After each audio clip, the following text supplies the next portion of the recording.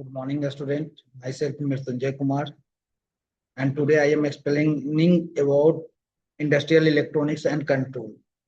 Student, you know very well ये BTUP ने अब इस सब्जेक्ट को खत्म कर दिया है, तो लेकिन जिन बच्चों की बैक की क्लासेज है उनके लिए मैं आज कुछ इम्पोर्टेंट टॉपिक पढ़ाने वाला हूँ। इम्पोर्टेंट टॉपिक मतलब क्या, आप कैसे इसको सिंपल वे में बोलो तो आप एग्जाम को क्लियर करेंगे। एक तरह से आप कर सकते हो, इसको मैं क्रैश कोर्स के रूप में दूंगा। अगर किसी बच्चे को हिंदी या इंग्लिश जिस भी लैंग्वेज में नोट्स डाले वो मुझे यूट्यूब के सेक्शन में कमेंट कर सकता है। रही अगर किसी भी बच्चे को किसी भी टाइप का कुछ डाउट हो तो भी आप यूट्यूब के सेक्शन में जाकर के आप मेरे को कमेंट कर सकते हो, मैं इसका सॉल्यूशन दूंगा। तो सबसे पहले मैं बात करता हूँ इंडस्ट्रियल इलेक्ट्रॉनिक्स एंड कंट्रोल की। तो इंडस्ट्रियल इलेक्ट्रॉनिक्स एंड कंट्रोल की मैं अगर बात करूँ, इंडस्ट्रियल इलेक्ट्रॉनिक्स एंड कंट्रोल है क्या भाई? इलेक्ट्रॉनिक्स कंट्रोल है क्या? हम अभी तक बचपन से एनालॉग इलेक्ट्रॉनिक्स पढ़ते आ रहे थे, तो एनालॉग इलेक्ट्रॉनिक्स हमने पढ़े, तो फिर इस इलेक्ट्रॉनिक्स की हमें जरूरत क्यों पड़ी? तो देखो, जैसा कि इसके नाम से पता चल रहा है, नाम कह रहा है इंडस्ट्रियल इलेक्ट्रॉनिक्स कंट्रोल, तो ये एक इलेक्ट्रॉनिक्स की ऐसी ब्रांच है जो इंडस्ट्री में यूज हो रही है, इंडस्ट्री को कंट्रोल करने के लिए हो रही है।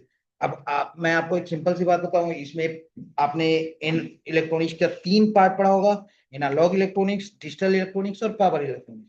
एनालॉग इलेक्ट्रॉनिक्स में आपने क्या पढ़ा होगा? एनालॉग इलेक्ट्रॉनिक्स में आपने पढ़ा होगा कि जो ग्राफ हमारी कंटिन्यूअस चलती है वो हमारी एनालॉग इलेक्ट्रॉनिक्स होती है। डिजिटल इलेक्ट्रॉनिक्स में आपने क्या समझा कि जो जीरो और वन के कॉन्सेप्ट पे काम करती है, जीरो और वन ओनली। आप लोग को ये बात पता होनी चाहिए।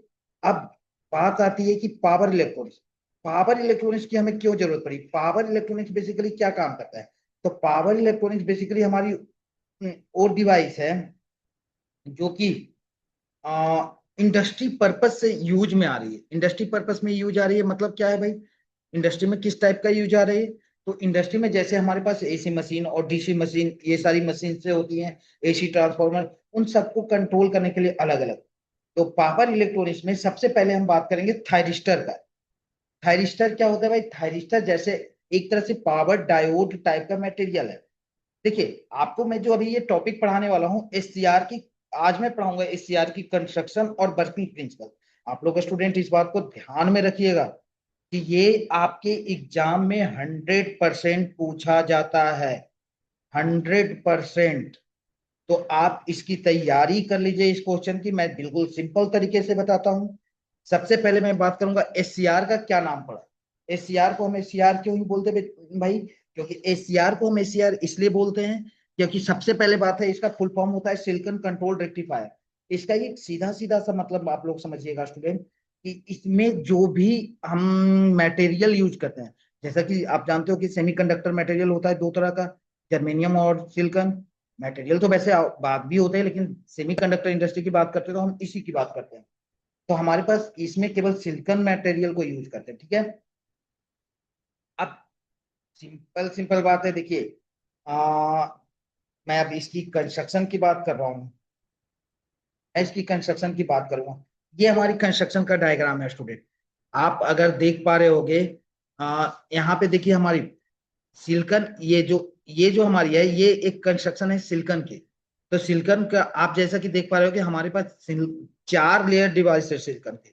आप इस बात को ध्यान में रखिएगा, कंस्ट्रक्शन में सिलिकॉन की चार लेयर डिवाइस होती है, थ्री जंक्शंस होते हैं और तीन टर्मिनल है। टर्मिनल इन द सेंस, देखो ये टर्मिनल है हमारा, आप देख रहे होगे, एनोड, कैथोड और गेट, ये तीनों टर्मिनल है हमारे। और ये वाली जो है बेटा, ये हमारा क्या है? सिंबल है, symbol symbol of the SCR, ठीक है। हम अगर किसी भी बच्चे को कोई डाउट हो तो आप बिल्कुल क्वेश्चन पूछिएगा। आपको आई होप सो ये टॉपिक समझ में आ गया, क्योंकि ये क्रैश कोर्स है तो हमें तेजी से आगे बढ़ना है बेटा, ठीक है। अब मैं इसकी बात करता हूँ। एक सेकेंड, मैं इसको क्लीन कर देता हूँ बेटा, क्योंकि क्लीन कर देने से आपको आपको ही अच्छा होगा। अभी जो हमने आपको बताया बेटा, वही चीज यहाँ पे मेंशन किया है मैंने, वही चीज हमने मेंशन किया है, अगर आप देख रहे होगे यहाँ पे हमने मेंशन किया कि the silicon control rectifier consist three PN junction which is labelled J1 J2 J3।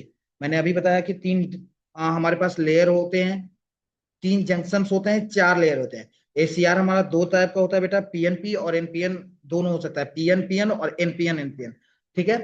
PN क्या कहते हो आप, देखो अगर पीएनपीएन की बात करें बेटा, तो एनोड टर्मिनल जो कनेक्टेड होता है पीएनपीएन में, आपने पिछली स्लाइड में देखा होगा, मैं पिछली स्लाइड पे आपको दिखा देता हूँ कि आपने पिछली स्लाइड में देखा होगा, क्या देखा होगा पिछली स्लाइड में, मैं अभी आपको दिखा देता हूँ। पिछली स्लाइड में आपने देखा होगा कंस्ट्रक्शन का ही ये पार्ट है, चूंकि कि यहाँ पे जो गेट टर्मिनल है, आप गेट टर्मिनल को देख पा रहे होगे, वो नियरेस्ट कैथोड टर्मिनल के ये है। वही चीज हमने लैंग्वेज में लिखा है बेटा, कि पी टाइप मटेरियल होती है, सेमीकंडक्टर डिफ्यूजन, ये सारी चीजें हैं बेटा, आपने ये पढ़ रखी है। अब ये हमारी एग्जैक्ट सिलिकॉन कंट्रोल रेक्टिफायर की डायग्राम है। अब मैं इसमें कुछ पॉइंट्स को मैं डिस्कस करूंगा बेटा, जो आपके वीआई कैरेक्टरिस्टिक में काम देगा।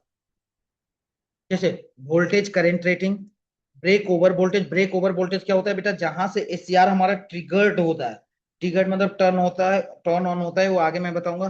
पीक रिवर्स वोल्टेज क्या होता है बेटा, जहां से एसीआर हमारा ब्रेक डाउन हो जाता है। होल्डिंग करंट क्या होता है, होल्डिंग करंट वहां से होता है बेटा जहां से एसीआर हमारा ऑन हो जाता है, उसी में एक लैचिंग करंट भी होता है बेटा। तो ये सब उतना कुछ पूछा नहीं जाता है। तीसरा बेटा कुछ मेथड है, ट्रिपिंग मेथड, फॉरवर्ड वोल्टेज। अब इस वीडियो को बेटा, आज चूंकि वेलकम वीडियो थी, हम इस वीडियो को अगली क्लास में पढ़ेंगे। Thank you class. अगर किसी भी बच्चे को कोई कमांड होगा तो आप जरूर क्वेश्चन में पूछिएगा। धन्यवाद। किसी बच्चे को कोई कंफ्यूजन तो नहीं आ रही है यहाँ पे? अगर कंफ्यूजन आ रही है जरूर हमसे पूछेंगे।